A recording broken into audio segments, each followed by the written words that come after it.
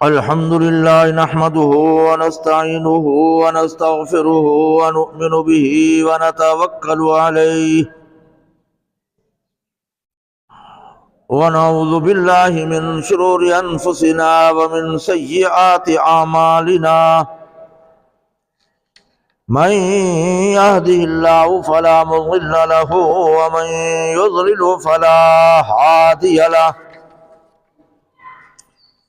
ونشهد أن لا إله إلا الله وحده لا شريك له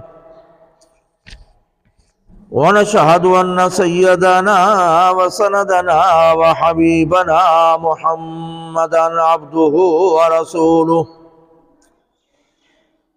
أما بعد فأعوذ بالله من الشيطان الرجيم بسم الله الرحمن الرحيم وأقسموا بالله جهد أيمانهم لا يبعث الله من يموت بلى وعدا عليه حقا ولكن أكثر الناس لا يعلمون وقال الله تبارك وتعالى في المقام الآخر والذين هاجروا في الله من بعد ما ظلموا لنبوئنهم في الدنيا حسنة ولأجر الآخرة أكبر لو كانوا يعلمون وقال الله تبارك وتعالى في المقام الآخر وَإِذَا بُشِّرَ أَحَدُهُمْ بِالْأُنثَىٰ ظَلَّ وَجْهُهُ مُسْوَدًّا وَهُوَ كَظِيمٌ يَتَوَارَىٰ مِنَ الْقَوْمِ مِنْ سُوءِ مَا بُشِّرَ بِهِ أَيُمْسِكُهُ عَلَىٰ هُونٍ أَوْ يَدُسُّهُ فِي التُّرَابِ أَلَا سَاءَ مَا يَحْكُمُونَ صدق اللہ العظیم اللہم صلی علی سیدنا مولانا محمد وعلی آل سیدنا و مولانا محمد وبارک وسلم علیہ۔ دوستو بزرگو، میں نے آپ کے سامنے 14 پارہ سورۃ نحل کی چند آیات تلاوت کیے ہیں۔ ان آیات کے اندر اللہ رب العزت نے بہت سے احکامات کا تذکرہ فرمایا، کامیابی کا راستہ بتایا، ناکامی کا، توحید کا، شرک کا، رسومات کا، ذکر آخرت، ماننے والوں کی کامیابی، نہ ماننے والوں کی ناکامی، ہجرت، ایمان، ان چند چیزوں کا اللہ رب العزت نے ان آیات کے اندر ذکر فرمایا ہے۔ سب سے پہلے اللہ رب العزت نے قریش مکہ کی منکرین آخرت کی ایک بری عادت کا ذکر کیا کہ قریش مکہ قسمیں کھاتے تھے کہ مرنے کے بعد ہمارا اٹھنا نہیں ہے، مرنے کے بعد ہمارا حساب کتاب نہیں ہے، مرنے کے بعد نعوذ باللہ خدا کے ہاں حاضری نہیں ہے، یعنی باس بعد الموت، مرنے کے بعد دوبارہ زندہ ہونے کے وہ قائل نہیں تھے۔ تو سب سے پہلے ان کی اس بری عادت کا، برے نظریے کا، برے عقیدے کا اللہ نے تردید فرمائی ہے۔ اللہ نے فرمایا بڑے زوردار الفاظ میں، بھلا، فرمایا کیوں نہیں، وعد اللہ حقا، اللہ کا وعدہ سچا ہو کر رہے گا، اللہ کا وعدہ پورا ہو کر رہے گا، مرنے کے بعد دوبارہ زندگی ہوگی۔ یہاں پر پہلی بات یہ ہے کہ قریش مکہ قسمیں کھاتے تھے، لیکن وہ بھی خدا کو مانتے تھے، رب کی قسمیں کھاتے تھے۔ وَأَقْسَمُوا بِاللَّهِ، اللہ کے نام کی قسمیں کھاتے تھے۔ اسی پر علماء نے لکھا ہے کہ انسان قسم کھائے تو اللہ کے نام کی قسم کھائے اور پھر اس کو پورا بھی کرے۔ اللہ کے نام کی بغیر قسم کھانا شرعاً جائز نہیں۔ آج عام رواج ہے، رسول کی قسم، عباس کی قسم، علی کی قسم، یہ اس طرح کرنا، قسمیں کھانا جائز نہیں۔ اتنے تک وعید آئی ہے، علماء نے لکھا ہے کہ جس نے اللہ کے بغیر کسی غیر اللہ کی قسم کھائی اسے چاہیے کہ دوبارہ تجدید ایمان کرے، کلمہ پڑھے، اس نے شرک کیا ہے۔ انسان قسم کھائے تو اللہ کے نام کی کھائے، اللہ کے نام کے بغیر کسی کی قسم کھانا جائز نہیں۔ نمبر 2 یہ ہے کہ قسم کھائے تو اس کو پورا بھی کرے۔ اگر پورا نہیں کیا تو قیامت کے دن یہ مجرم ہوگا۔ اور اگر مستقبل کے لیے قسم کھائی کہ اللہ کی قسم میں یہ کام نہیں کروں گا، میں ادھر نہیں جاؤں گا، یہ کاروبار نہیں کروں گا، فلانے کی سواری پہ سوار نہیں ہوگا، اب اس کو پورا کرے۔ اگر اس کو توڑ دیا تو پھر کفارہ دینا ہوگا، غلام آزاد کرے، اور غلام تو آج کل نہیں ہے۔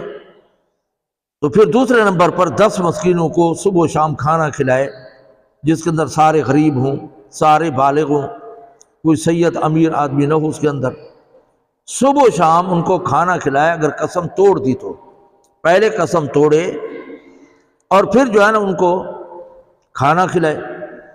اگر یہ بھی طاقت نہیں ہے تو پھر 3 دن مسلسل روزے رکھے۔ یہ قسم توڑنے کا کفارہ ہے۔ اور اگر کسی ماضی کے گناہ پر یا کام پر قسم کھائی، کوئی کام کیا تو کسی نے کہا خدا قسم میں نے نہیں کیا، تو اب اس پر کفارہ تو نہیں ہے، لیکن صدق کے دل سے توبہ کرے، گناہ کبیرہ کا مرتکب ہوا ہے، جھوٹ بولا ہے، جھوٹی قسم کھائی ہے۔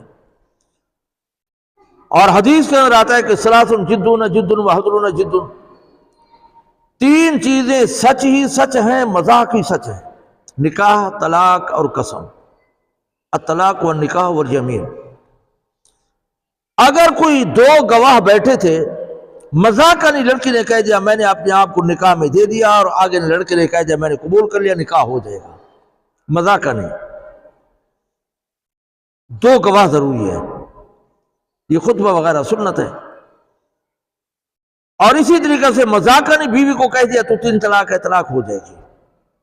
مذاقاً قسم کھائی کہ میں یہ کام نہیں کروں گا تو قسم ہو جائے گی۔ لہذا ان چیزوں میں احتیاط کرنی چاہیے۔ تو یہاں پر قریش مکہ نے قسمیں کھائی، اللہ کے نام کی قسمیں کھائی، اور کیا کہا کہ انہوں نے کہا کہ لا یبعث اللہ من یموت، جو بھی مر جائے گا دوبارہ زندہ نہیں ہوگا۔ اللہ نے فرمایا بلا، کیوں نہیں؟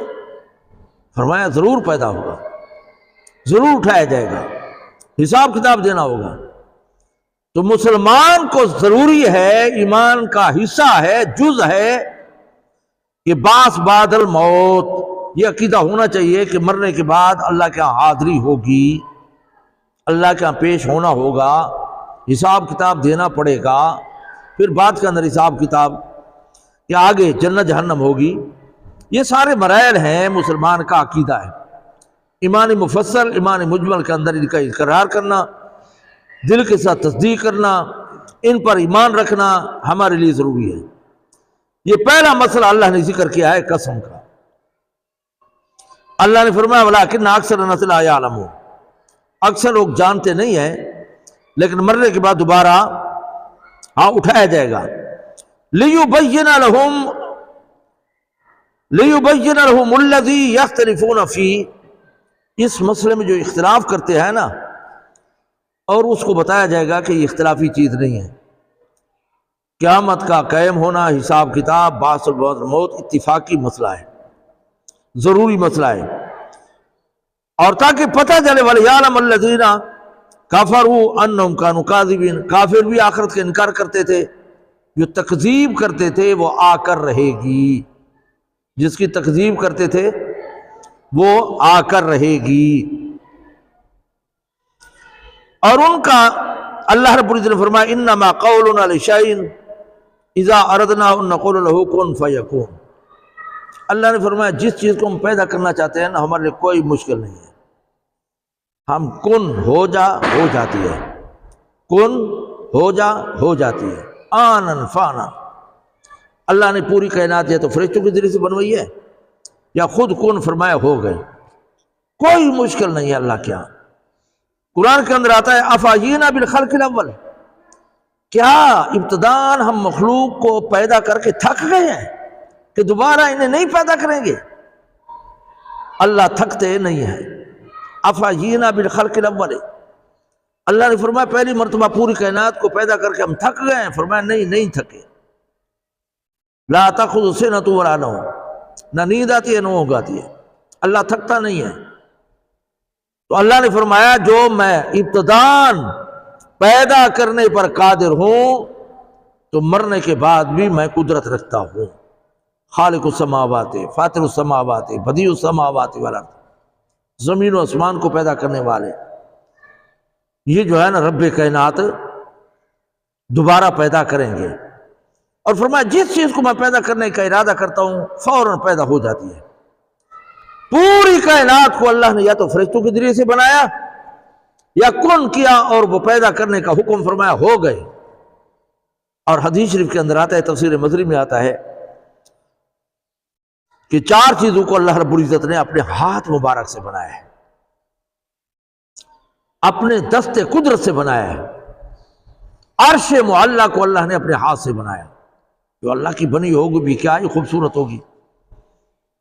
تو اللہ رب العزت نے پہلے نمبر پر عرش اپنے ہاتھ سے بنایا، اور 8 درجے ہیں جنت کے، اعلیٰ درجہ جنت عدن اور جنت فردوس ہے۔ اللہ نے جنت عدن کو بھی اپنے ہاتھ سے بنایا، اور انسان کے چہرے کو بھی اللہ نے اپنے ہاتھ سے بنایا۔ دیکھیں کروڑوں کھربوں لوگ ہیں لیکن ایک ہی سیز ہے، ایک ہی قسم کے جو ہے نا آنکھ ناک کان ہے، لیکن شکل ایک دوسرے سے نہیں ملتی، اشتباہ نہیں ہوتا۔ یہ اللہ کی قدرت ہے کہ ہر ایک کی حیات علیحدہ بنا دی ہے اللہ نے تعارف کے لیے۔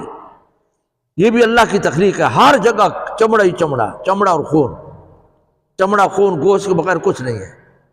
زبان کو دیکھیں، کانوں کو دیکھیں، ناک کو دیکھیں، اور اس طرح آنکھوں کو دیکھیں، یہ سب جو ہے نا کیا ہے، لیکن اللہ نے کیسے نظام فٹ کیا ہے۔ اب پورا وجود نہیں سنتا، کان سنتے ہیں، چمڑا ہے اور گوشت ہے اور خون ہے، باقی کچھ بھی نہیں ہے۔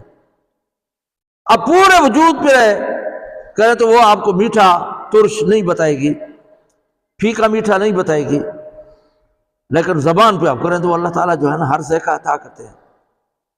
اور خوشبو بدبو پورا چمڑا نہیں بتائے گا، ناک بتا دیتا ہے، آنکھ آپ کو نفع نقصان اچھی بری چیز بتا دیتی ہے۔ یہ اللہ کی کتنی قدرت کاملہ ہے۔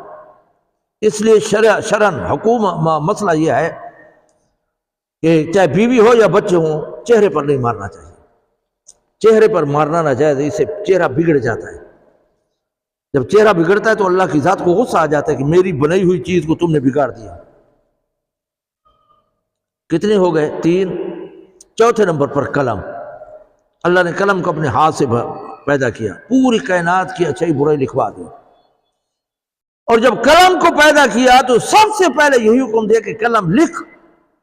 قلم نے عرض کیا یا اللہ کیا لکھوں؟ اللہ نے فرمایا یہ لکھ انی غفار لمن تاب، جو گناہ کرنے کے بعد توبہ کرے گا تو میں اس کے گناہ معاف کر دوں گا۔ یہ سب سے پہلے لکھ دیا گیا ہے، انی غفار لمن تاب، جو بھی گناہ کرنے کے بعد آئے گا، چاہے 100 آدمیوں کا قاتل کیوں نہ ہو، کتنا بڑا مجرم کیوں نہ ہو، جو کیا کرے گا، معافی مانگے گا، اللہ رب العزت معاف کر دے گا۔ شیطان نے کہا تھا نا کہ اللہ مجھے تو آپ نے اپنی رحمت سے دور کیا ہے، مردود کیا ہے، لیکن میں تیری مخلوق کو گمراہ کروں گا، آگے سے ہوں گا، پیچھے سے، دائیں بائیں، ہر طرف سے جو ہے نا گمراہ کروں گا۔ شیطان نے کہا بہت تھوڑے آدمی ہوں گے جو آپ کے شکر گزار ہوں گے، اکثر کو میں گناہ کار اور بدراہ اور گناہوں کے اندر مبتلا کر دوں گا۔ اور جلال کی قسم کھائی، تیرے جلال کی قسم اور تیری عزت کی قسم، اللہ نے بھی قسم کھا کر فرمایا کہ سارے گناہ کر کے آئے گا، اگر ایک مرتبہ میرے آگے جھک گیا تو میں سارے گناہ معاف کر دوں گا۔ اس لیے انسان ہے، معصوم نہیں ہے، گناہ ہو جائیں توبہ کرے اور آئندہ نہ کرنے کا عزم بالجزم کرے، اس پر جو ہے نا کیا ہے مداومت ہمیشہ نہ کرے۔ ایسا نہ ہو کہ توبہ بھی کرتا رہے اور گناہ بھی کرتا رہے۔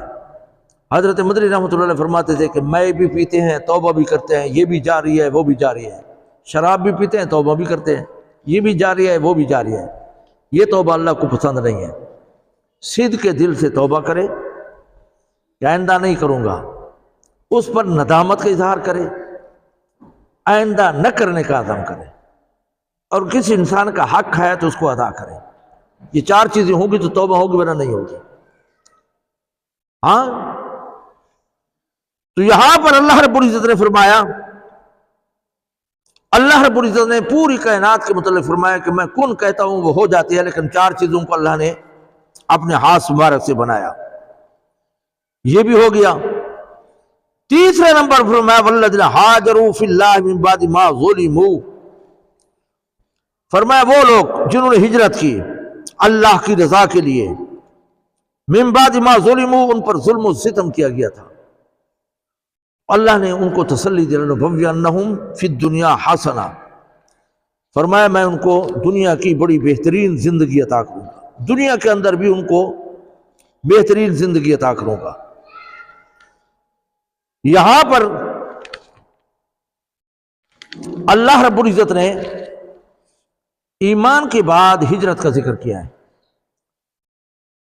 اور وہ بھی ایمان اور اپنا دین بچانے کے لیے جو ہجرت کرتا ہے نا، تو اللہ تعالیٰ دنیا کے اندر بھی اس کو آسان زندگی عطا کرتا ہے، آخرت کے اندر بھی کامیابی عطا کرتا ہے۔ امام الانبیاء صلی اللہ علیہ وسلم نے ہجرت کا حکم دیا تو سب نے ہجرت کی، لیکن ایک عورت ہجرت کر رہی تھی تو مرد اس پر عاشق تھا، اس مرد نے کہا میرے ساتھ تم نکاح کرو، اس نے کہا کہ میں تب نکاح کروں گی کہ تم بھی میرے ساتھ ہجرت کرے گا، اس نے بھی ہجرت کی۔ صحابہ نے پوچھا حضور سے کہ یا رسول اللہ اس نے بھی ایمان دین بچانے کے لیے ہجرت کیا ہے، اس نے بھی ایمان دین بچانے کے لیے ہجرت کیا ہے، لیکن اس نے عورت کے ساتھ نکاح کرنے کی وجہ سے ہجرت کی ہے۔ تو حضور اکرم صلی اللہ علیہ وسلم نے فرمایا جس نے اللہ کے رضا کے لیے ہجرت کیا تو وہ اجر و ثواب پائے گا، جس نے عورت کے لیے ہجرت کیا اس کے نکاح کر لے گا، جس نے دنیا کمانے کے لیے ہجرت کیا تو دنیا مل جائے گی، آخرت کے اندر حصہ نہیں ہوگا۔ ہاں نیت والمراد ہماری زبان میں جیسے نیت ہوگی ویسے ہی جو اجر و ثواب ملے گا۔ اس سے یہ بھی معلوم ہوا کہ نیت صحیح کرنی چاہیے جو بھی کام ہو۔ تو جنہوں نے اللہ کی رضا کے لیے ہجرت کی تھی اللہ نے ان کی تعریف کیا ہے کہ ان کی دنیا بھی بن جائے گی، آخرت میں کیا فرمایا اللہ نے وَلَأَجْرُ الْآخِرَةِ أَكْبَرُ، آخرت کے اندر بہت زیادہ اجر و ثواب ہوگا، اتنا ہوگا کہ کوئی اس کا اندازہ بھی نہیں کر سکتا۔ بعض نیکی ایسی ہیں جن کی وجہ سے سابقہ گناہ معاف ہو جاتے ہیں، جن کی وجہ سے سابقہ گناہ معاف ہو جاتے ہیں۔ مشرک تھا آدمی، کافی گناہ، ظلم و ستم، سود، حرام، جائز و ناجائز، قتل و غارت کیا ہوا تھا۔ جب صدق کے دل سے اس نے پڑھ لیا اشہد ان لا الہ الا اللہ اشہد ان محمد رسول رسول، اس کلمے کی برکت کی وجہ سے، اسلام میں داخل ہونے کی برکت کی وجہ سے اللہ تعالیٰ اس کے سارے گناہ معاف فرما دیتے ہیں، جتنے بھی ہو، 90 سالہ 100 سالہ بوڑھا کیوں نہ ہو، کلمہ پڑھ لیا اللہ سارے گناہ معاف فرماتے ہیں۔ دوسرے نمبر پر ہجرت بھی ہے، جس نے اللہ کی رضا کے لیے ہجرت کی اللہ تعالیٰ اس کی بھی سارے گناہ معاف فرما دیتے ہیں۔ اور ابتدائی اسلام کے اندر مکہ میں جب ظلم و ستم ہو رہا تھا تو مسلمانوں پر جیسے نماز پڑھنا فرض تھا اسی طریقہ سے ہجرت کرنا بھی فرض تھا۔ جو بھی کلمہ پڑھتا حضور اکرم صلی اللہ علیہ وسلم فرماتے ہجرت کر جائے۔ صحابہ نے 2 مرتبہ ہجرت حبشہ کی طرف کی، اور وہاں شاہ حبشہ نے جو ہے نا ان کی حوصلہ افزائی کی، ان کو پناہ دی۔ قریش مکہ دوبارہ لینے کے لیے گئے تھے کہ ہمارے یہ غلام بھاگے ہوئے ہیں واپس کرو، ہدیے تحفے ہدایے لے کر گئے تھے، انہیں تحفے تحائف واپس کر دیے۔ اس نے کہا کہ نہیں، یہ رائے حق پر ہیں۔ جب حضرت جعفر رضی اللہ تعالیٰ عنہ نے دین کا تعارف کرایا شاہ حبشہ کو، یہ نصارہ تھے، عیسائی المذہب تھے، اب نیک عمل کی وجہ سے، مسلمانوں کے ساتھ معاونت کرنے کی وجہ سے، پناہ دینے کی وجہ سے، اچھا سلوک کرنے کی وجہ سے اللہ نے شاہ حبشہ کو ایمان اللہ تعالیٰ نے عطا کر دیا، مسلمان ہو گئے، بعد کے اندر مسلمان ہو گئے تھے۔ اور پھر جب فوت ہوئے تو امام الانبیاء صلی اللہ علیہ وسلم نے اس کا غیبانہ نماز جنازہ پڑھایا تھا، لیکن حضور کا معجزہ ہے، یہ حضور کا معجزہ ہے۔ فقہ حنفی کے اندر آج کل غیبانہ نماز جنازہ پڑھنا جائز نہیں، جنازے کے لیے میت کا ہونا ضروری ہے۔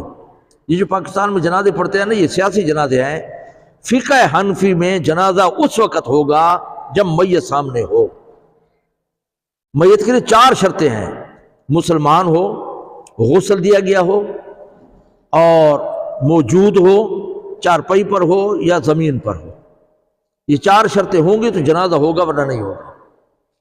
مر تو گیا لیکن غسل نہیں دے گا، جنازہ نہیں ہوگا۔ مسلمان نہیں ہے، جنازہ نہیں ہوگا۔ موجود نہیں ہے، جنازہ نہیں ہوگا۔ تو یہ حضور کا معجزہ تھا کہ شاہ حبشہ وہاں فوت ہوئے، اور علماء لکھا ہے کہ اللہ رب العزت نے جب امام الانبیاء نے جنازہ پڑھا تو وہ میت حاضر کر دی، وہ بھی غیبانہ نہیں تھا، وہ بھی غیبانہ نہیں تھا۔ اللہ نے حضور کے ہاں وہ میت حاضر کر دی، اور اس وقت وہاں مسلمان نہیں تھے، پڑھنے والا نہیں تھا، تو حضور نے اس کا جنازہ پڑھا۔ تو اس نے مسلمانوں کے ساتھ اچھا سلوک کیا، اللہ جل ایمان جیسی دولت عطا کر دی۔ انسان جو بھی نیک عمل کرتا ہے اللہ تعالیٰ جو ہے نا کیا کرتے ہیں، اس کا صلہ ضرور دیتے ہیں، دنیا کے اندر بھی آخرت کے اندر بھی۔ ایک صحابی تھے، انہوں نے عرض کیا رسول اللہ، زمانہ جاہلیت کے اندر لوگ لڑکیوں کو زندہ درگور کرتے تھے، اور میں جو ہے نا اونٹ دے کر ان لڑکیوں کو بچاتا تھا، ان کی زندگی کا ذریعہ بن گیا، بچاؤ کا ذریعہ بن گیا۔ میں ان کو زندہ درگور نہیں ہونے دیتا تھا، والدین کو اونٹ دے دیتا اور ان سے لڑکیاں لے لیتا، لیکن میں مسلمان نہیں تھا، زمانہ جاہلیت تھا، تو اس کا بھی اجر و ثواب مجھے ملے گا۔ امام الانبیاء صلی اللہ علیہ وسلم نے فرمایا یہ اسی کی برکت ہے کہ اللہ نے آپ کو ایمان جیسی دولت عطا کر دی، اللہ نے آپ کو ایمان جیسی دولت عطا کر دی۔ نیکی کا صلہ ملے گا انشاءاللہ، ضرور ملے گا، مسلمان کا عقیدہ ہے۔ اب دنیا کے اندر ملے یا آخرت کے اندر، یہ اللہ کے ہاں ہے۔ امام الانبیاء صلی اللہ علیہ وسلم نے فرمایا جب تک تم جلدی نہیں کرو گے تمہاری دعا قبول ہوتی رہے گی۔ صحابہ نے عرض کیا رسول اللہ جلدی سے کیا مراد ہے؟ حضور نے فرمایا تم یہ چاہو کہ میں نے دعا منگی ابھی ہی قبول ہو جائے، یہ جلدی ہے۔ فرمایا جب تک جلدی کرتے نہیں کرو گے دعا قبول ہوگی، یا تو وہی چیز ملے گی، یا کوئی مصیبت آفت دور ہو جائے گی، یا آخرت کے لیے وہ ذخیرہ بن جائے گی، لیکن دعا رد نہیں ہوتی مومن کی۔ تو یہاں پر اللہ رب العزت نے جیسے ایمان لانا جو ہے نا فرض تھا، نماز پڑھنا فرض تھا، اسی طریقے سے ہجرت کرنا بھی فرض تھا۔ اور 5ویں پارے کے اندر آتا ہے بعض لوگ ایسے تھے جنہوں نے مکہ کے اندر کلمہ تو پڑھ لیا لیکن ہجرت کا فریضہ ادا نہیں کیا، ہجرت نہیں کی۔ مسئلے کو سمجھو، کلمہ تو پڑھ لیا لیکن ہجرت نہیں کی، تو اللہ نے ان کے متعلق بھی ذکر فرمایا ہے کہ ایسے لوگوں پر جب موت آئے گی، جب فرشتے آئیں گے، جنہوں نے کلمہ پڑھ لیا تھا ہجرت نہیں کی تھی، تو 5ویں پارے کے اندر اللہ نے فرمایا ان الذین توفاہم الملائکہ، ایسے لوگوں کی جب روح قبض کرنے کے لیے فرشتے آئیں گے، ظالمی انفسہم، انہوں نے ہجرت نہ کر کے اپنے اوپر ظلم کیا ہوگا۔ انسان گناہ کرتا ہے نا، اپنا نقصان کرتا ہے، اللہ کا کچھ نہیں بگڑتا۔ فرمایا انہوں نے ہجرت نہ کر کے اپنے اوپر ظلم کیا تھا، جب فرشتے ان کی روح قبض کرنے کے لیے آئیں گے تو قالوا فیما کنتم، فرشتے کہیں گے تم بھی قریش مکہ کے ساتھی تھے، ان کے ساتھ ہو، اس کے دھڑے کے ہو، ان کی پارٹی کے ہو، تو وہ مظلوم غریب کلمہ پڑھنے والے جنہوں نے ہجرت نہیں کی ہوگی، قالوا کہیں گے کننا مستضعفین فی الارض، ہم یہاں زمین میں کمزور تھے، ان کے نوکر تھے، مجبوری تھی اس لیے ہجرت نہیں کی۔ اب فرشتے کیا کہیں گے؟ قالوا الم نکم ارض اللہ واسعہ فتہاجروا، کیا اللہ کی زمین وسیع نہیں تھی تم ہجرت کر جاتے؟ تم کیا کرتے؟ ہجرت کر جاتے۔ تم نے ہجرت کیوں نہیں کی؟ اس فریضے کو ادا کیوں نہیں کیا؟ تو اس کے بعد اللہ نے فرمایا فاولئک مأواہم جہنم، جنہوں نے ہجرت نہیں کی، اس فریضے کو ادا نہیں کیا جو فرض عین تھا ہجرت کرنا، انہوں نے نہیں کی، ان کا ٹھکانہ کیا ہے؟ جہنم، وساعت مسیرہ، اور وہ بری جگہ ہے۔ اب آپ اندازہ لگائیں صحابہ کو بھی اللہ نے معاف نہیں فرمایا، اور فریضہ چھوڑنے پر ان کو کیا کہہ دیا؟ ابتداءً تم جو ہے نا کیا ہوگے؟ جہنم کے اندر جاؤ گے۔ اور میں نے ایک جملہ کہا تھا پچھلے کہ جائیں گے صحیح، لیکن دخول کو خلود لازم نہیں آتا، دخول کو خلود لازم نہیں آیا تھا۔ کیا معنی؟ کہ مسلمان جب جہنم کے اندر جائیں گے تو ہمیشہ نہیں رہیں گے، جہنم کے اندر جائیں گے صحیح اپنے سزا بھگتنے کے لیے، لیکن ہمیشہ نہیں رہیں گے۔ یہ ضروری نہیں کہ جو جہنم کے اندر داخل ہو گیا ہمیشہ رہے گا، نہیں، کلمہ پڑھنے والا نکلے گا، گناہوں سے پاک ہو کر نکلے گا۔ یہ حرام گوشت یہ جلے گا، یہ جنت کے اندر نہیں جائے گا جب تک یہ حرام گوشت، حرام کا کھایا ہوا گوشت نہیں جلے گا، پاک نہیں ہوگا، اس وقت تک جنت کے اندر نہیں جائے گا۔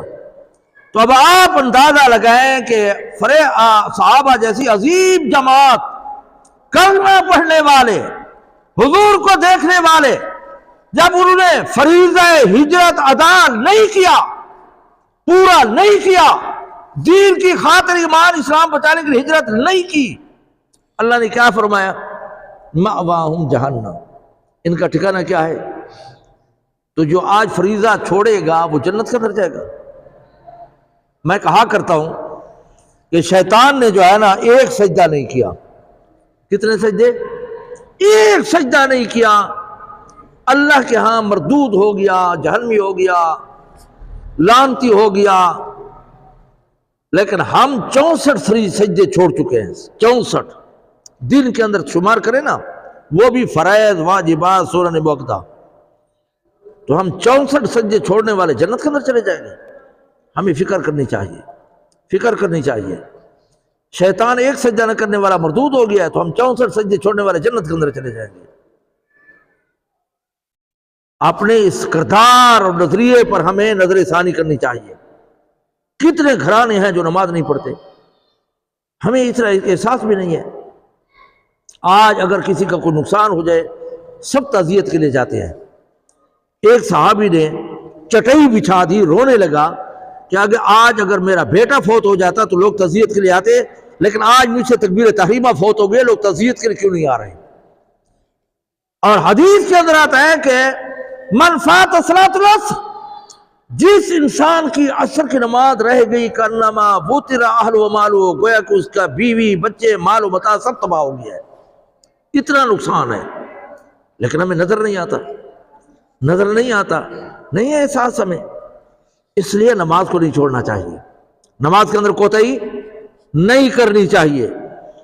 تو یہاں پر اللہ رب العزت نے ان فریضے کو ادا نہ کرنے کی وجہ سے اللہ نے وعید نازل فرمائی، فرشتوں نے سختی کی۔ اس سے کیا معلوم ہوا کہ ہجرت ایک بہت بڑا فریضہ تھا، ابتدائی اسلام کے اندر فرض عین تھی۔ حضور نے ہجرت کا حکم دیا، صحابہ نے حبشہ کی طرف بھی 2 مرتبہ ہجرت کی اور پھر مدینے کی طرف بھی ہجرت کی۔ تو اللہ رب العزت نے ان کا ذکر کیا ہے قرآن مجید کے اندر، فرمایا والذین ہاجروا فی اللہ من بعد، اللہ کی رضا کے لیے ہجرت کی ہے۔ اور یہ ایسی عبادت ہے کہ اس کی برکت کی وجہ سے اللہ تعالیٰ سب کا گناہ معاف فرما دیتے ہیں۔ اور حضرت فاروق اعظم رضی اللہ تعالیٰ عنہ کے متعلق لکھا ہے کہ انہوں نے بھی ہجرت کی تھی، مکہ چھوڑا تھا، جائیداد، مال، گھر چھوڑا تھا۔ تو انہوں نے جو گھر چھوڑا ہے نا وہ 22 بالش تھا، 22 گٹھیوں، 22 بالش تھا، اور ہجرت کر گئے، چھوڑ گئے۔ اللہ کو اتنا پسند آیا کہ اللہ نے ہجرت کے بعد اس کو 22 لاکھ مربع زمین کا بادشاہ بنا دیا۔ کس کی برکت تھی؟ ہجرت کی۔ 42 گھر چھوڑ کر گئے، 22 لاکھ مربع اللہ نے جو ہے نا زمین کا بادشاہ اور خلیفہ بنا دیا۔ اسی کے متعلق اللہ نے فرمایا والذین ہاجروا من بعد ما ظلموا، ظلم کرنے کے بعد وہ گھر بار چھوڑ گئے تو پھر فرمایا لنبوئنہم فی الدنیا حسنہ، میں ان کو جو ہے نا دنیا کے اندر بڑی اچھی زندگی عطا کروں گا۔ حضرت عبد الرحمن بن عوف بھی ہجرت کرنے والوں میں تھے۔ امام الانبیاء صلی اللہ علیہ وسلم نے مدینے کے اندر مواخات، ایک مہاجر ایک انصاری، بھائی چارہ قائم کر دیا، تم آپس میں بھائی ہو، جیسے بھائی ہر چیز کے اندر جو ہے نا کیا ہوتا ہے شریک ہوتا ہے، تو تم بھی ایک دوسرے کے ساتھ مال کے اندر شریک ہو۔ تو اس کو جس کے ساتھ اس کے مواخات بھائی چارہ کیا گیا تھا مدینے والے کے ساتھ، تو اس نے کہا کہ میری 2 بیویاں اور میں ایک کو طلاق دے دیتا ہوں، آپ دیکھ لیں، وہ عدت کے بعد آپ سے نکاح کر لینا، میرے یہ باغات ہیں، یہ دکانیں ہیں، جس پر آپ ہاتھ رکھے میں آپ کو دے دیتا ہوں۔ تو حضرت عبد الرحمن بن عوف نے کہا کہ نہیں، مجھے بازار کا راستہ دکھاؤ، مجھے آپ کے مال کی ضرورت نہیں ہے۔ اور پھر تجارت کرنے شروع ہو گئے، اور پھر جو ہے نا کچھ دنوں کے بعد شادی کر لی، اور پھر مدینے کے اندر سب سے بڑا سرمایہ دار حضرت عبد الرحمن بن عوف تھا۔ یہاں مکے سے خالی ہاتھ گیا تھا، تو ہجرت میں برکت ہے۔ حدیث کے اندر آتا ہے کسی نے ایک بالشت اپنا ایمان دین بچانے کے لیے ہجرت کی، اللہ تعالیٰ جنت واجب کر دیتا ہے۔ اللہ تعالیٰ اور انسان کے پاس کیا ہے؟ پہلے نمبر پر مال، دوسرے نمبر پر جان، تیسرے نمبر پر عزت، چوتھے نمبر پر ایمان۔ اگر جان پہ پڑ جائے مال خرچ کرو، جان بچاؤ۔ مال کیا ہوتا ہے؟ جان کو بچانے کے لیے مال خرچ کرو، جان بچاؤ۔ اگر عزت پہ پڑ جائے پھر مال جان دونوں خرچ کرو، عزت بچاؤ۔ اور اگر ایمان پہ پڑ جائے پھر تینوں چیزیں جو ہے نا تم قربان کر دو، مال بھی، جان بھی، عزت بھی، ایمان بچاؤ۔ آج ہم جو ہے نا مال کمانے کے لیے سب کچھ چھوڑ چکے ہیں، ایمان کو بھی دو پہ لگا دیا۔ یہاں کچھ تو ہے نا زکوٰۃ سے بچنے کے لیے کہتے ہیں کہ میں فقہ جعفری سے تعلق رکھتا ہوں، لا حول ولا قوت الا باللہ۔ بینکوں میں جو پیسے رکھے ہوئے ہیں زکوٰۃ سے بچنے کے لیے کیا کہتے ہیں؟ ہاں میں فقہ جعفری سے تعلق رکھتا ہوں، فقہ حنفی سے میرا تعلق نہیں ہے۔ دین کو بھیج دیتے ہیں مال بچانے کے لیے۔ اور یہ مرزائیت نے مال و دولت، ہاں زن، زر، زمین، پیسہ، عورت، زمین کا لالچ دے کر بڑے نوجوان جو ہے نا فارم پر کر دیتے ہیں۔ یہ میرا جو ہے نا نعوذ باللہ کس سے؟ مرزائیت سے تعلق ہے، وہاں ایمان چلا جاتا ہے۔ تو انسان کو ان چیزوں سے بچنا چاہیے۔ مال و دولت کچھ نہیں ہے، اصل بڑا سرمایہ ایمان ہے، عزت ہے، اس کو بچانا چاہیے۔ تو یہاں پر اللہ رب العزت نے ان کی ہجرت کا ذکر کیا ہے کہ یہ مال آنے جانے والی چیز ہے۔ عربی کے اندر سونے کو کہتے ہیں ذہب، سونے کا نام کیا ہے؟ ذہب۔ چاندی کا نام کیا ہے؟ فضہ۔ عربی کے اندر کیا کہتے ہیں؟ سونے کو ذہب اور چاندی کو فضہ۔ اور ذہب کا معنی ہے جانے والا، یہ دنیا رہتی نہیں ہے، یہ جانے والی ہے۔ یہ دنیا رہتی نہیں ہے، یہ جانے والی ہے، لہذا اس پر اعتماد نہیں کرنا چاہیے۔ اس کی خاطر عزت کو، ہاں ایمان کو، دین کو، اسلام کو دو پر نہیں لگانا چاہیے۔ مال و دولت اللہ تعالیٰ عطا کر دے گا۔ تو اللہ نے ان کی تعریف کی ہے کہ جو ہجرت کر گئے ان کو دنیا کے اندر بھی میں اعلیٰ مقام عطا کروں گا، اور آخرت میں تو بہت بڑی کامیابی ہوگی۔ لو یعلمون، اگر ان کو پتہ چل جائے تو۔ اور آج بھی علماء نے لکھا ہے کہ 2 جگہ ہجرت کرنا فرض عین ہے، جیسے نماز پڑھنا فرض عین ہے نا، اسی طریقے سے 2 جگہ ہجرت کرنا بھی فرض عین ہے۔ یہ قبلے کی طرف پاؤں نہ کریں۔ 2 جگہ فرض عین ہے۔ ایک تو اس وقت جب آپ کو رزق حلال جہاں نہیں ملتا، حرامی کھانے پر آپ مجبور ہیں، آپ کو رزق حلال کا کوئی ذریعہ وسیلہ نہیں ہے، اب شریعت کہتی ہے تیرے اوپر ہجرت فرض ہے، حرام نہ کھا، وہاں جا کر جو ہے نا زندگی گزار جہاں تیرے حلال کھانے کمانے کے ذرائع وسائل مہیا ہوں۔ حرام کھانے کی اجازت نہیں ہے، ہجرت کرنا فرض عین ہے۔ اگر یہ ہجرت نہیں کرے گا، حرام کھاتا رہے گا، اللہ کا مجرم ہوگا۔ جیسے وہ صحابہ کلمہ تو پڑھا تھا، ہجرت نہیں کی تھی کیونکہ فرض عین تھی اس وقت ہجرت۔ تو جب اس کو رزق حلال نہیں ملتا تو اب اس پر ہجرت کرنا فرض ہے، وہاں جائے وہاں جہاں پر رزق حلال اس کو مہیا ہو۔ لیکن ہماری کیا کردار ہے، کیا بدقسمتی ہے، کئی سینکڑوں ذرائع وسائل رزق حلال کیا ہے، محنت ہے، مزدوری ہے، تجارت ہے، دکانداری ہے نا، لیکن پھر بھی ہم حرام کے اندر پڑے ہوئے ہیں۔ یہ سود ہے، یہ رشوت ہے، اور یہ لاٹری ہے، یہ جوا ہے، پھر بھی ہم حرام کے اندر پڑے ہوئے ہیں۔ شریعت کیا کہتی ہے کہ حرام کھانے کی اجازت نہیں ہے، مال، گھر، وطن، قوم، قبیلہ چھوڑو، وہاں جا کر زندگی گزارو جہاں پر تمہیں رزق حلال ملے، حرام کھانے کی اجازت ہے۔ لیکن یہاں سینکڑوں ذرائع وسائل وہ حلال کے ہوتے ہوئے پھر بھی ہم حرام کے اندر مبتلا ہیں۔ ایک تو اس وقت فرض عین ہے، دوسرا یہ فرمایا آج بھی دنیا اب اس وقت ہجرت کرنا فرض ہے کہ جب دین کی آزادی نہ ہو، مذہبی آزادی، کفر کا غلبہ ہے، آپ کو نماز نہیں پڑھنے دیتے، آپ کو اذان نہیں دے دیتے، آپ کو جو ہے نا دین پر عمل، روزے نہیں رکھنے دیتے، تراویح نہیں پڑھنے دیتے، دین پر عمل کرنے کی اجازت نہیں ہے، تو شریعت کہتی ہے تم ہجرت کرو، تیرے اوپر فرض عین ہے، وہاں جا کر زندگی گزارو جہاں پر آپ کو مذہبی آزادی ہو۔ یہ دو جگہ آج بھی ہجرت کرنا فرض ہے۔ تو یہاں پر اللہ رب العزت نے ہجرت کا ذکر کیا، والذین ہاجروا فی اللہ من بعد ما ظلموا لنبوئنہم فی الدنیا حسنہ، دنیا کے اندر ان کو ٹھکانہ، عزت، زندگی، روزی بڑی اچھی دوں گا، بڑی اچھی دوں گا، اور وَالْأَجْرُ الْآخِرَةِ اکبر، آخرت کا جو ثواب تو بہت بڑا ہے، بہت بڑا ہے۔ اللہ نے قرآن کے اندر تعریف کی ہے، وَالسَّابِقُونَ الْأَوَّلُونَ مِنَ الْمُهَاجِرِينَ وَالْأَنصَارِ، کامیاب ہو گئے وہ لوگ جنہوں نے دین کی خاطر ہجرت کی اور جنہوں نے مہاجرین کی مدد کی ہے، یہ سب سے پہلے نمبر لے گئے، یہ دنیا کے اندر نمبر لے گئے، نمبر 1 لوگ ہیں یہ، جنہوں نے ہجرت کی اور دین بچانے کے لیے مال جان چھوڑا۔ اور آگے فرمایا الذین صبروا، اور وہ ان مصیبتوں تکلیفوں پر صبر کرتے رہے، وعلی ربہم یتوکلون، اور رب پر توکل کیا۔ رب پر توکل کا کیا معنی ہے؟ توکل کا معنی یہ ہے کہ جو آپ کی قدرت میں ہوں وسائل اور ذرائع وہ اپنائیں، اور پھر اس کا بھروسہ اور یقین اللہ پر کریں۔ انسان کی بس کی بات یہی ہے، زمین برابر کرے، ہل چلائے، پانی لگائے، بیج ڈالے، پھر نتیجہ اللہ کے حوالے کر دے۔ اپنی دکان ہے اس کا تالا لگائے، اپنی طرف سے پوری حفاظت کرے، پھر اللہ پر بھروسہ کرے۔ یعنی ظاہری اسباب اپنا کر پھر رب پر یقین کرنے کا نام توکل ہے۔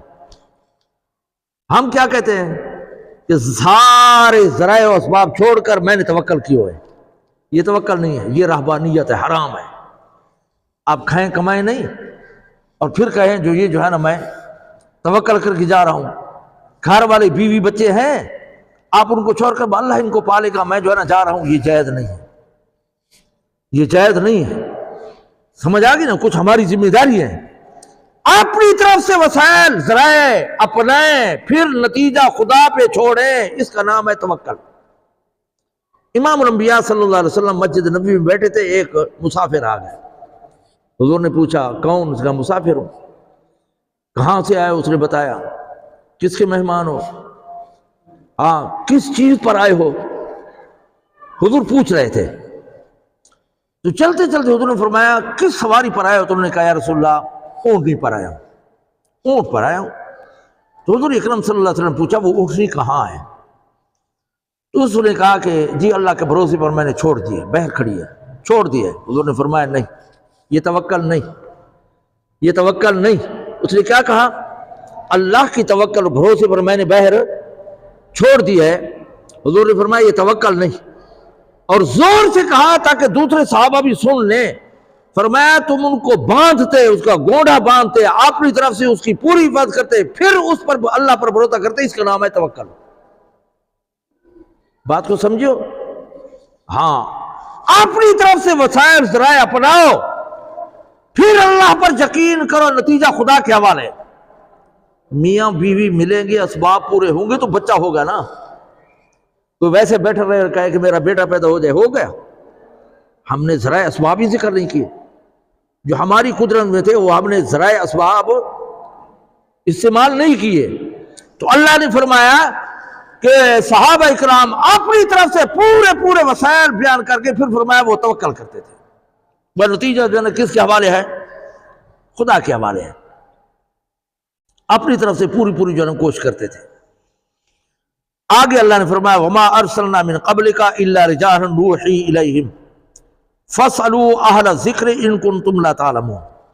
اللہ نے فرمایا ہم نے کوئی پیغمبر آپ سے پہلے نہیں بھیجا مگر مرد ہی بھیجا ہے۔ نبی مرد آیا ہے، انسانوں میں آیا ہے، نہ عورتوں میں کوئی آیا، نہ فرشتوں میں نہ کوئی آیا، نہ جنات میں آیا۔ نبی کس سے آتا ہے؟ انسانوں میں سے ہوتا ہے۔ خود حضور نے فرمایا کہ میں تم میں سے پیدا کیا ہوں، تمہارے قبیلے میں سے ہوں، انسان ہوں، بشر ہوں۔ یہ قرآن کے اندر آتا ہے یا نہیں؟ بار بار آتا ہے کہ میں تم سے پیدا کیا گیا، لیکن آج تک ہم بڑے شوق سے سنتے ہیں اللہ ہی جانے کون بشر ہے۔ 1400 سال گزر گئے، اس جھوٹے کو ابھی تک پتہ نہیں چلا کہ ہمارے پیغمبر بشر تھے یا نہیں۔ بڑے شوق سے سنتے ہیں جھوٹ کو۔ کائنات کا سب سے بڑا جھوٹا ہے کہ قوال بک بک کرتا ہے اللہ ہی جانے کون بشر ہے، اللہ ہی جانے کون بشر ہے۔ اب حضور کے بشر ہونے کا ابھی تک اس کو پتہ نہیں چلا۔ تمام علماء نے فتوے کی کتابوں میں لکھا ہے، اگر کسی کو یہ معلوم نہیں ہے کہ ہمارے پیغمبر بشر تھے یا نہیں تھے، معصوم تھے یا نہیں تھے، خاتم النبیین تھے یا نہیں تھے، فرمایا لیس بمسلمین، یہ مسلمان نہیں۔ مسلمان ہونے کی حیثیت سے اس کو پتہ ہونا چاہیے تھا کہ ہمارے پیغمبر انسانوں میں ہیں، ہمارے پیغمبر انسان تھے، فرشتے نہیں تھے، ہمارے پیغمبر معصوم تھے، ہمارے پیغمبر خاتم النبیین ہیں۔ یہ جب تک معلوم نہ ہو اس وقت تک ایمان کامل نہیں ہو سکتا۔ تو یہاں پر اللہ نے کہا وما ارسلنا من قبلک الا رجالا، رجال الرجل، ہاں انسانوں کو کہتے ہیں، فرشتوں کو نہیں کہتے، جنات کو نہیں کہتے۔ آج بھی بعض نا سمجھ لوگ یہی کہتے ہیں کہ جی ہمارے نبی وہ انسان نہیں تھے۔ فرشتوں کا کبھی سنا ہے کہ کوئی شادی ہوئی ہو، کوئی اولاد، کوئی خاندان، کوئی کھانا پینا، کوئی شادی حال جمع پروگرام؟ نہیں، وہ کھانے پینے سے، مرد عورت سے، توال و تناسل سے، نر مادے سے پاک ہے۔ سمجھ آ گئی ہے نا؟ اور ہم اس کو توہین سمجھتے ہیں۔ ہمارا عقیدہ ہے کہ حضور جیسا انسان نہ پیدا ہوا ہے نہ ہوگا۔ اللہ کے بعد محمد رسول اللہ کا درجہ ہے۔ ہم اپنے جیسے انسان سمجھتے ہیں نا، ہم جیسے نہیں تھے۔ اللہ نے حضور کو بڑی خوبی عطا کی تھی۔ آج اگر نماز پڑھ رہا ہوا ہم آواز لگائیں اور وہ جواب دے دے تو نماز ٹوٹے گی یا نہیں؟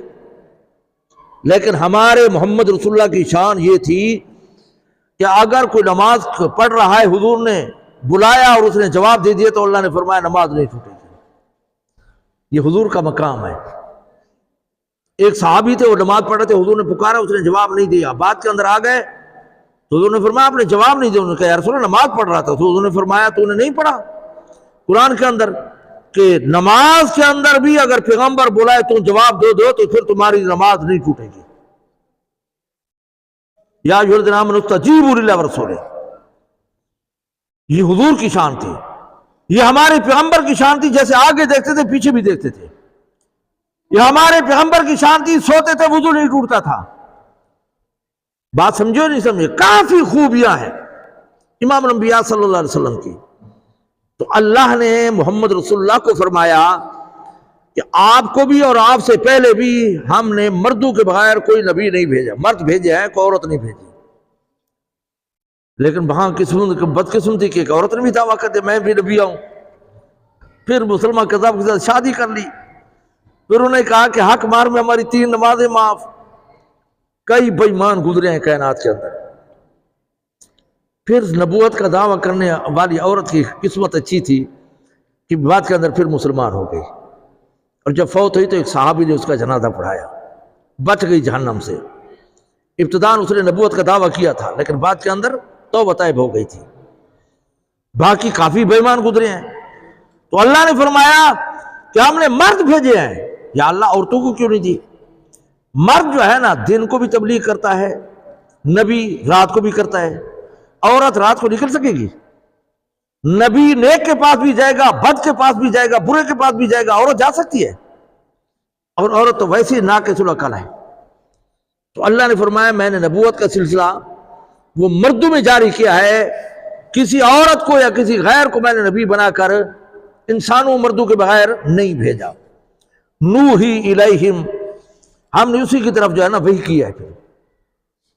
اور پھر فرمایا اس بات کے متعلق تم یہود و نصارہ سے پوچھو. عرب کے اندر، حجاز کے اندر یہ یہودی اہل علم سمجھے جاتے تھے. جو بھی لوگ پوچھتے تھے یہ شرارتی، بڑے شرارتی تھے بے ایمان. اور ان قریش مکہ کو جو ہے نا تیار کرتے تھے، جا کر پوچھو کہ ہاں اصحاب کہف کا کیا ذکر ہے، حضرت یوسف کا کیا قصہ ہے، ذوالقرنین کون تھا، روح کی حقیقت کیا ہے. یہ اہل علم تھے.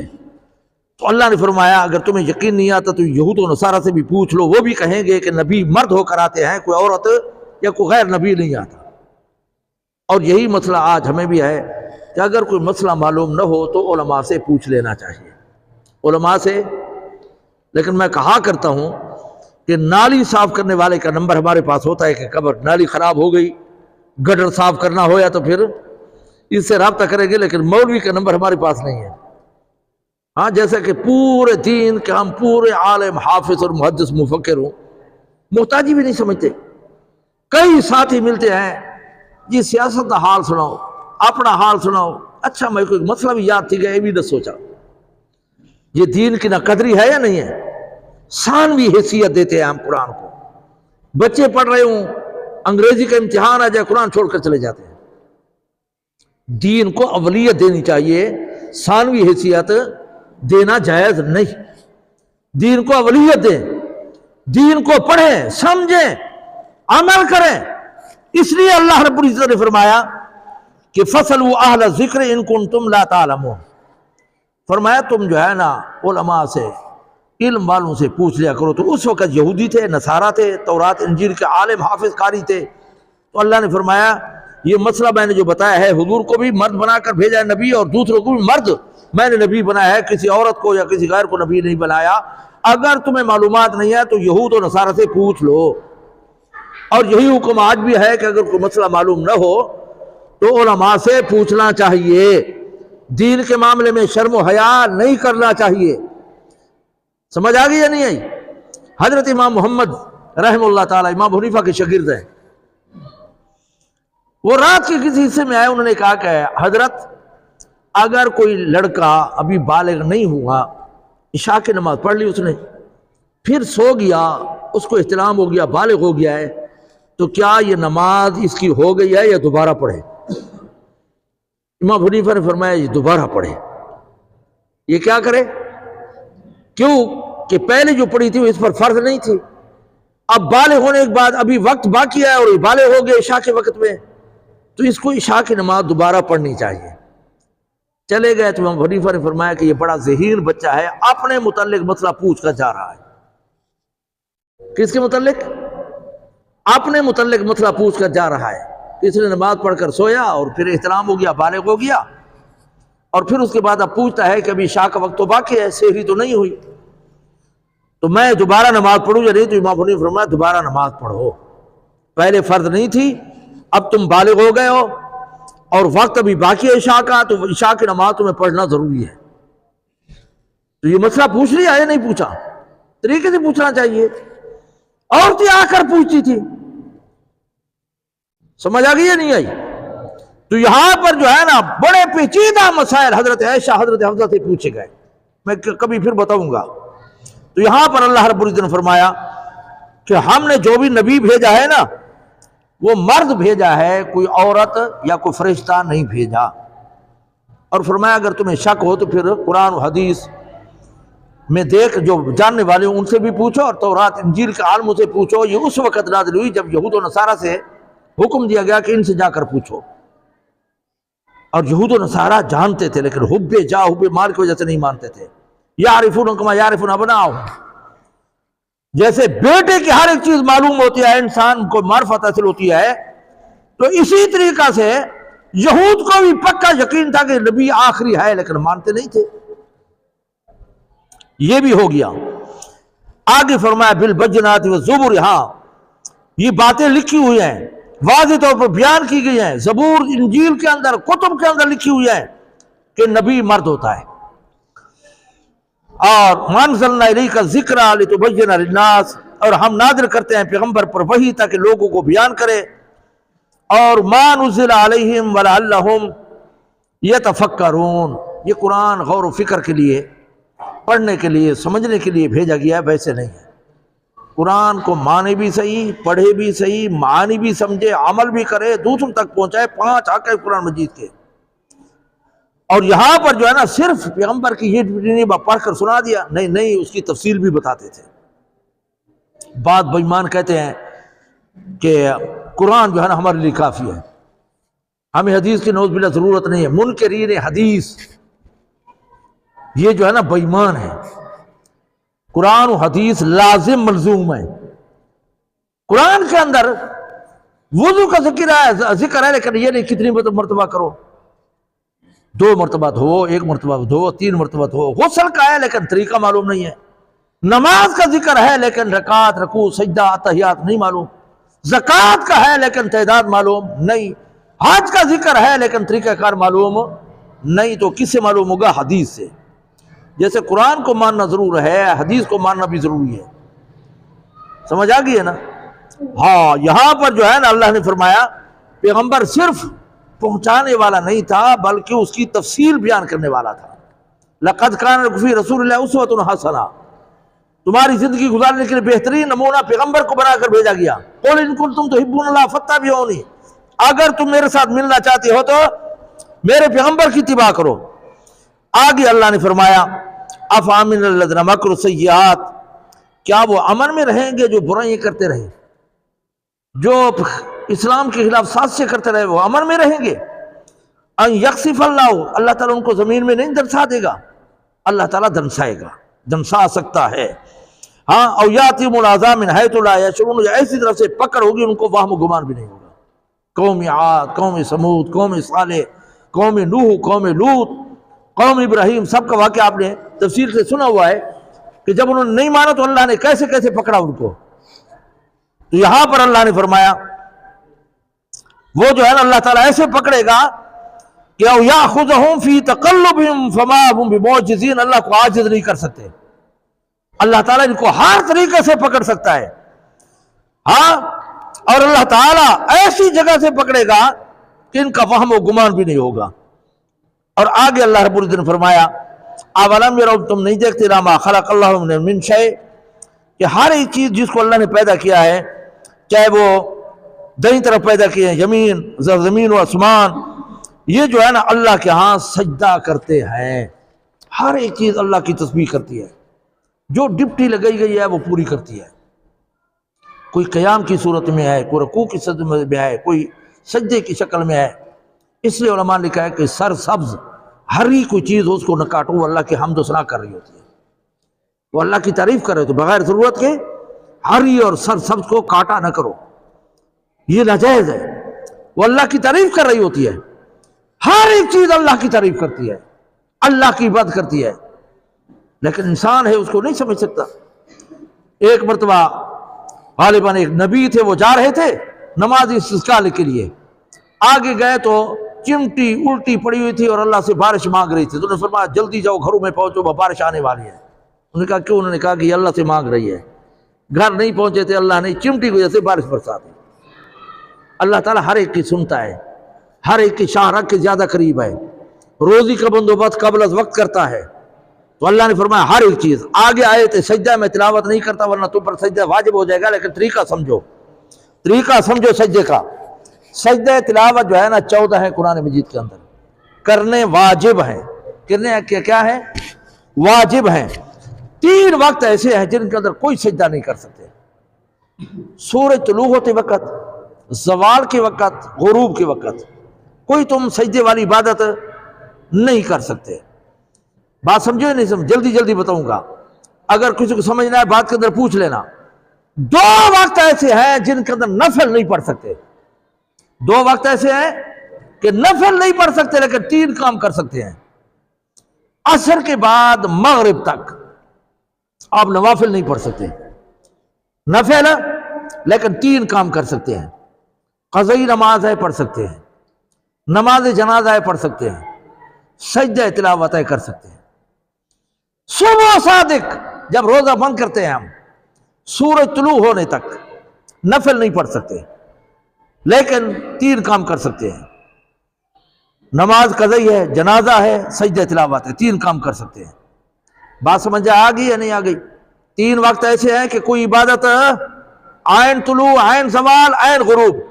2 وقت ایسے ہیں جن کے اندر نفل تو نہیں پڑھ سکتے لیکن 3 کام کر سکتے ہیں۔ اور سجدہ تلاوت اب ہے کیا؟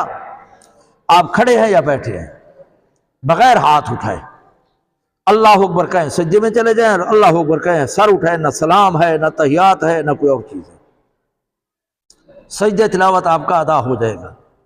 اللہ اکبر کہہ کر آپ سجدے میں چلے جائیں اور اللہ اکبر کہہ کر سر اٹھائیں، سجدہ تلاوت ادا ہو جائے گا۔ اس کے لیے ہاتھ اٹھانا بھی نہیں ہے، سلام بھی نہیں ہے، التحیات بھی نہیں ہے، کچھ بھی نہیں ہے۔ اتنے تک علماء نے کہا کہ سجدے میں اگر 3 مرتبہ سبحان ربی الاعلیٰ، سبحان ربی الاعلیٰ، سبحان ربی الاعلیٰ کہہ دے تو بہتر ہے، اگر نہیں کہا تو سجدہ تلاوت ادا ہو جائے گا۔ یہ مسئلہ سمجھ آ گیا؟ یہ ضروری ہے یار، لیکن آج نہ نیتی تے نہ قضا کی تھی، نہ نیتی تے نہ قضا کی تھی، نہ قرآن پڑھتے ہیں نہ سجدہ ساوا لازم ہوگا۔ وہ ایک آجڑی تھا نا، رئی جانتے ہو نا، بکریاں چرانے والا، تو بکریاں جو ہے نا مسجد کے اندر گھس گئی تو کدھر کہا، اے بدبخت یہ بکریاں مسجد کے اندر گھس گئی ہیں۔ اس نے کہا جی ان کی عقل نہیں تھی، جانور تھے، مسجد کے اندر داخل ہو گئے، دیکھیں میں کبھی داخل ہوا ہوں؟ یہ بکریاں داخل ہو گئی، میں کبھی داخل ہوا؟ یہ ہے ہمارا حال۔ اس لیے قرآن پڑھنا چاہیے اور سجدہ تلاوت آ جائیں تو ان کو بھی کرنا ضروری ہے۔ اتنے تک علماء لکھا، میں نے پچھلے جمعے بھی بیان کیا تھا، اگر کسی کا سجدہ تلاوت رہ گیا تو کفارے کے طور پر، فدیے کے طور پر 2 کلو دینے ہوں گے، ضروری ہے۔ تو اس لیے تلاوت بھی کریں گے، اور سجدہ تلاوت آ گیا تو یہاں 14 پارے میں سجدہ تلاوت بھی ہے، سجدہ تلاوت بھی، باقی کافی مسائل ہیں، پھر وقت نکل جائے گا۔ آگے اللہ نے فرمایا آج کل اگر کوئی آدمی فوت ہو جاتا ہے تو آج کل ہمارا یہ رواج ہے کہ لوگ اس پر قبریں جو ہے پکانا شروع کر دیتے ہیں۔ کیا کرتے ہیں؟ قبر کو پکا دیتے ہیں، ہاں، پختہ کرنا ناجائز ہے، کر دیتے ہیں اور تختیاں لگاتے ہیں۔ اس کے بارے میں حدیث ہاں بالکل ناجائز ہے پختہ کرنا، سمجھ آ گئی ہے نا؟ تختی کی بڑی مشکل سے جو ہے نا گنجائش نکلتی ہے، ورنہ تختی بھی نہ لگائے۔ دیکھیں 70,000 صحابہ کا بھی آتا ہے جنت بقیع کے اندر، لیکن 10,000 کا سارے علماء کا اتفاق ہے کہ جنت البقیع کے اندر ہے۔ یہ جتنے حج عمرے والے گئے ہیں دیکھیں کسی کی کوئی تختی لگی ہوئی ہے؟ نہیں لگی ہوئی، سمجھ آ گئی نا؟ صحابہ سے بڑا کوئی نہیں ہے۔ لہٰذا میں یہ کہوں گا نہ تختی لگانی چاہیے، اور پختہ میں تو سب کا جو ہے نا اتفاق ہے کہ ناجائز ہے۔ اور یہ جو کہتے ہیں نا ہمارے ہاں، یہ جو ہے نا قبرستان 7 پھوڑا ہے، 7 پھوڑا سارے مشہور ہے یا نہیں یار؟ وہ کیا ہوتا ہے؟ قبر پہ قبر آ جاتی ہے۔ یہ جو جنگلے لگا دیتے ہیں نا، یہ بھی ناجائز ہے، یہ قبضہ ہے، یہ قبضہ معافی میں آ جاتا ہے، کیونکہ اس کی ملک میں نہیں ہے یہ زمین، یہ وقف عام ہے، جو بھی دفن ہونا چاہے دفن ہو سکتا ہے۔ فلہذا قبر کو پختہ کرنا سراسر ناجائز اور حرام ہے۔ حدیث کے اندر آتا ہے کہ گنہگار کی قبر جو ہے نا، فاسق فاجر کی قبر کو پختہ کر کے چونا گج کرتے ہیں، فرشتے بڑا تعجب کرتے ہیں۔ اور یہاں پر کیا ہے پھر مسئلہ کسی اور جگہ چلا جائے گا، قبر کے اندر وہ باقی بھی نہیں رہتا، پختہ کرنے کا کوئی فائدہ ہے؟ یہ علماء نے مسئلہ لکھا ہے کہ اگر کسی پر جنازہ نہیں ہوا یا جنازہ مولوی صاحب نے پڑھا تھا بے وضو تھا، اب اگر علماء نے کہا ہے کہ سردی ہے تو 6 دن گزرنے سے پہلے پہلے قبرستان پہ جا کر دوبارہ جنازہ پڑھو، اور گرمی ہے تو 3 دن کے اندر جا کر جنازہ پڑھو اس قبر پر جس پر جنازہ پہلے نہیں ہوا۔ وجہ کیا ہے؟ علماء نے کہا کہ سردیوں میں وہ میت 6 دنوں تک محفوظ رہتے اس کی ضرورت پھٹ جاتی ہے، اور گرمیوں میں 3 دن تک محفوظ رہتے پھر پھٹ جاتی ہے۔ تو جب وہ نہیں ہے تو اوپر قبر پر پختہ بنانے کا کوئی جواز نہیں بنتا۔ سمجھ آ گئی ہے؟ آگے چلتے ہیں۔ اللہ رب العزت نے یہاں پر یہی فرمایا، امام الانبیاء صلی اللہ علیہ وسلم کا یہ جو حجرہ مبارک ہے نا، یہ حفاظت کے لیے ہے۔ حدیثوں کے اندر آتا ہے کہ امام الانبیاء صلی اللہ علیہ وسلم کی قبر جو ہے نا، ایک بالش زمین سے اوپر ہے اور اس پر چھوٹے چھوٹے پتھر ہیں زرد رنگ کے، یہ حدیثوں میں آتا ہے۔ آج بھی امام الانبیاء صلی اللہ علیہ وسلم کی قبر پختہ نہیں ہے، اور یہی ہے کہ جب دفن کرنے لگو تو اس کو اونٹ کی کوہان کی طرح اونچا کرو۔ اونٹ کی کوہان جانتے ہیں نا؟ اونٹ کی کوہان جیسا اونچا کرو بھائی، اس سے زیادہ بلند و بالا کرنے کی اجازت نہیں ہے۔ اور یہ بھی ہے کہ آگ کی پکی ہوئی چیز قبر پہ نہ لگاؤ، یہ گھڑے وغیرہ ان سے بند نہ کرو، کچی اینٹوں کے ساتھ بند کرو۔ یہ بڑے لمبے مسائل ہیں، پھر جو ہے نا انشاءاللہ اس پر پھر جو ہے نا آئندہ بھی تفصیل سے بات کریں گے۔ تو بہرحال یہاں پر اللہ رب العزت نے فرمایا، اللہ رب العزت نے فرمایا ہے کہ قل وقال اللہ لا تتخذوا الہین اثنین، اللہ نے فرمایا دو خدا نہ بناؤ۔ عیسائیوں کا ارادہ ہے، وہ 2 خدا مانتے تھے، مریم کو اور عیسیٰ کو۔ اللہ نے فرمایا نہیں، انما هو الہ واحد۔ یہ ہو گیا، کافی چیزیں چھوڑنا چاہتا ہوں، کافی چیزیں جو ہے نا یہاں نہیں ہوگی۔ آخری بات اللہ نے فرمایا کہ وَيَجْعَلُونَ لِلَّهِ الْبَنَاتِ، قریش مکہ کے آخری اور گھٹیا حرکت وہ اللہ تعالیٰ ذکر کر رہے ہیں کہ وہ اللہ کے لیے لڑکیاں مانتے ہیں۔ وہ کہتے تھے کہ فرشتے اللہ کی بیٹیاں ہیں۔ وَلَهُم مَا يَشْتَهُونَ، اپنے لیے خواہش نہیں رکھتے لڑکیوں کی۔ اور آگے اللہ نے فرمایا وَإِذَا بُشِّرَ أَحَدُهُم بِالْأُنثىٰ، کسی مشرک کو کہا جاتا نا تیری بیٹی پیدا ہو گئی ہے تو ظَلَّ وَجْهُهُ، اس کا چہرہ غصے سے بھر جاتا، مسودہ سیاہ ہو جاتا، وہ کذیب سراپا وہ غصہ ہو جاتے۔ ایک مشرک کا لکھا ہے کہ اس کو جا کر بتایا گیا کہ تیری بیٹی پیدا ہوئے، وہ وہاں سے نکلا پھر زندگی بھر واپس نہیں آیا، میرے گھر پہ بیٹی پیدا ہو گئی ہے، اور وہ زندہ در غور کر دیتے بے ایمان۔ اس لیے مسلمانوں کی شان یہ ہے کہ اگر کوئی لڑکی بھی پیدا ہو جائے تو اس پر غمگین نہ ہو۔ فرمایا لڑکا پیدا ہو جائے تو یہ جو ہے نا کیا ہے، نعمت ہے، اور عورت جو ہے لڑکی پیدا ہو جائے حسنہ، نیکی ہے، نیکی۔ امام الانبیاء صلی اللہ علیہ وسلم نے فرمایا جس کی 3 لڑکیاں تھیں اس نے دین و اسلام سکھایا اور ان کو شادی کرا دی تو میرے ساتھ جنت کے اندر اس طرح ہوگا۔ صحابہ نے پوچھا یا رسول اللہ اگر 2 ہوں تو حضور نے فرمایا 2 والا بھی اس طرح ہوگا۔